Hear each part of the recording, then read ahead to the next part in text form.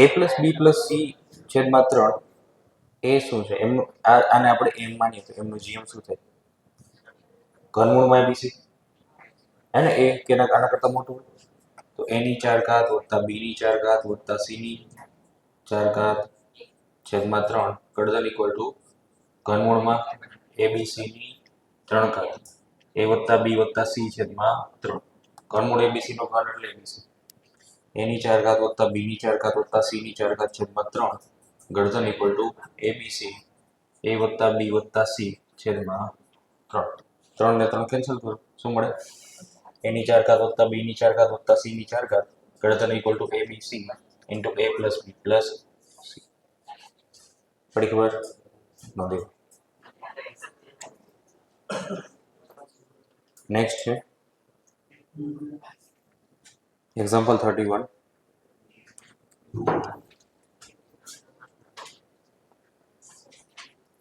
આવા પ્રકારના પ્રશ્નો પૂછાય છે. n ટર્મ સુધીનો સરવાળો શોધો. s બરાબર 3 plus 7 plus 13 plus 21 up to n terms.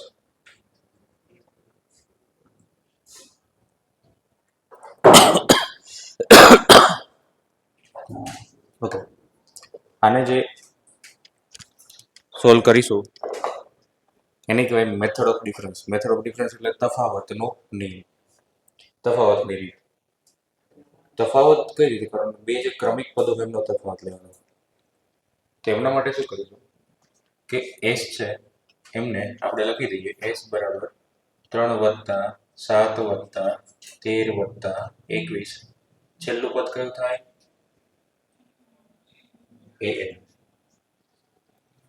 પછી આ બાજુ ફરીથી આને નાને લઈએ પરંતુ એક શિફ્ટ આપી દઈએ એટલે અહીંયા લખીશું 3, અહીંયા 7, અહીંયા 13.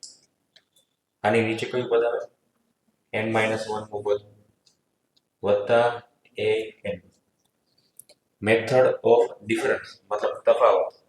આ અને આ એ બંનેનો તફાવત લો. s - s એટલે 0. 3 ઓછા 0 એટલે 3. 7 ઓછા 3 એટલે 4. 13 ઓછા 7 એટલે 6. 21 ઓછા 13 એટલે 8. ક્યાં સુધી જાય? n-1 પદ.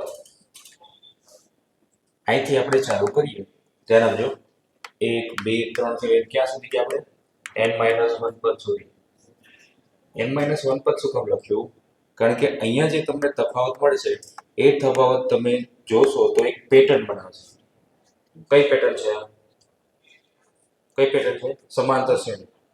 સમાંતર શ્રેણીનું પ્રથમ પદ 4, સામાન્ય તફાવત 6. હા સર 2, સામાન્ય તફાવત 2. તો n-1 પદ સુધીનો સરવાળો તમને મળી જાય હે ને? અને અહીંયા શું મળે? -an. અહીંયા સુધી ક્લિયર થયું? હવે આ n ને તમે આ બાજુ લઈ દો એટલે શું મળે? an બરાબર 3 વત્તા આમનો સરવાળો n-1 પદ સુધીનો સરવાળો કોણ છે? n-1/2 2 into a plus n-2 હે n-1 પદ છે એટલે n-2 into d કેટલું? 2. મૂકી દો હવે 2 ને 2 સામાન્ય કાઢીને કેન્સલ આઉટ કરી દઈએ. શું મળશે? 3 વત્તા n-1 આમાંથી 2 સામાન્ય કાઢો એટલે 4 વત્તા n-2. પડી ખબર? ચાલો કવડી ને 2 કેન્સલ કરી અહીંથી 2 અહીંથી 2 અહીંથી 2 કાઢીને ઉડાડી દીધું.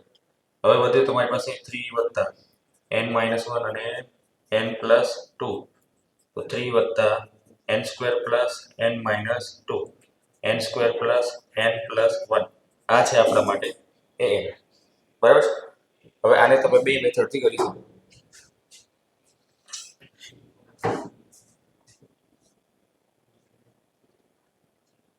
ચાર વત્તા n-2 આપણે જોઈએ છે શું? સરવાળો. સરવાળો એટલે SN. SN ને કઈ રીતે લખાય? n બરાબર 1 થી n લખી દો. ચલો વાંધો નહીં. n બરાબર 1 થી n આમ તો k = 1 થી n લખાય. પણ આપણે કઈ એટલો બધો ફરક નહીં પડે. n સ્ક્વેર નો સરવાળો શું થાય?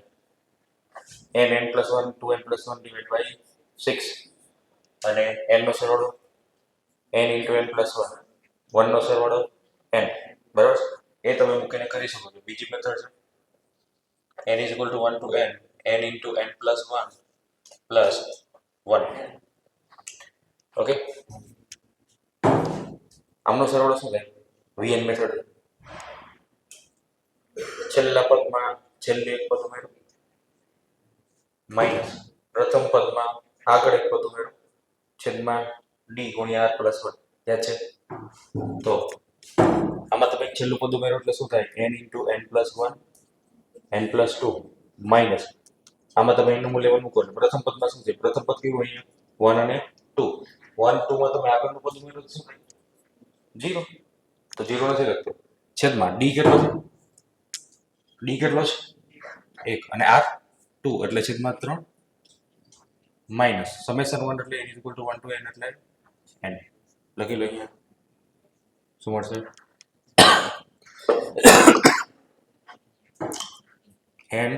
n plus 1 n plus 2 minus 3n છેદમાં 3.